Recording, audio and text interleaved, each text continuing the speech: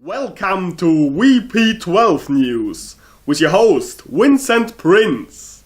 Good day, ladies and gentlemen. Today exactly a week has passed since the infamous mass breakout of 581 convicted hamsters. The subjects remain at large and their whereabouts are currently unknown, but more and more information about the underlying chain of events reach the public every day. Wesley McGoldman now reporting. May 18th, 2015, 11 p.m. A date that has already been burnt into the collective mind of our country, when 581 hamsters charged with crimes like bank robbery, receiving and disposing of stolen goods or identity theft escaped into the shadows of a mystery power outage from supposedly escape-proof Saint Hamilton Hamster Prison. It left especially the prison staff in shock. Nobody knows where they hide now or what diabolical schemes they are planning, but according to the chief guard Nelson, at least the truth about how they made their getaway has been revealed. So, Mr. Nelson, what are the latest insights? Well, it seems that we were wrong all along.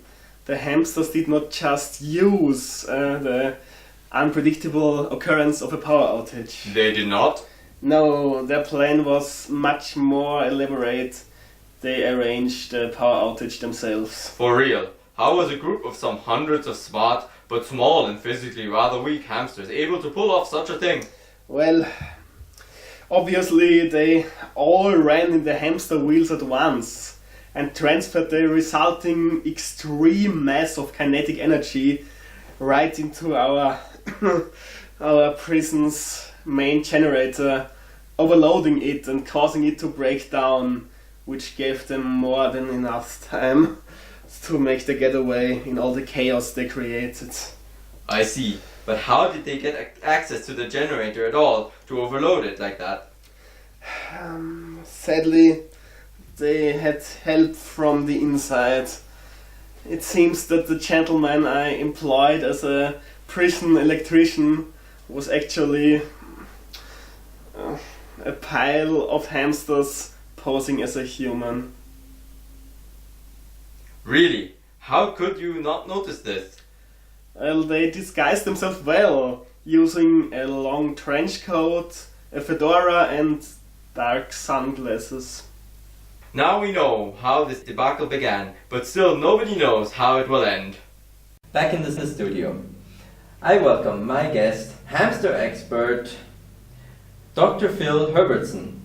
Good day, Dr. Herbertson. Hello, Mr. Prince.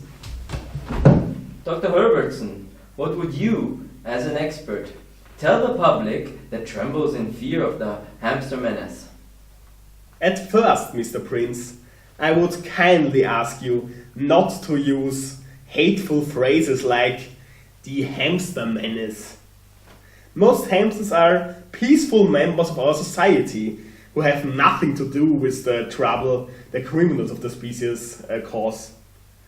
It's like a hamster Anchorman that would talk about some human escaped prisoners and use the phrase the human menace.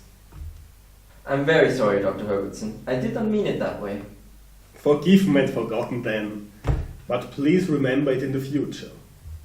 Thank you, Doctor. I will. But now, what do you think is this specific group of criminal hamsters planning? I hate to say it, but let's be realistic. I bet they already have the paws on military-grade weapons. You really think so? Definitely.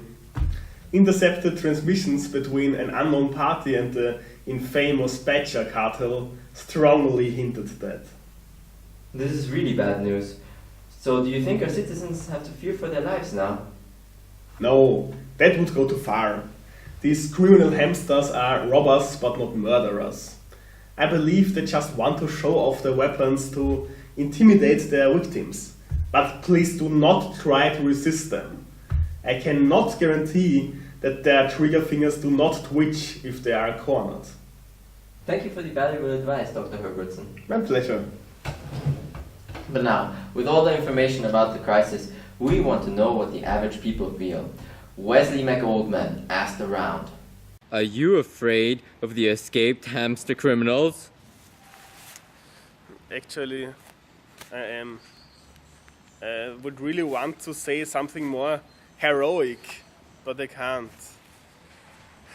I see the image of a hamster pointing his assault rifle on my forehead every night in my dreams. What do you think about the cartoonists and comedians making fun of the Saint Hamilton Hamster Prison crisis?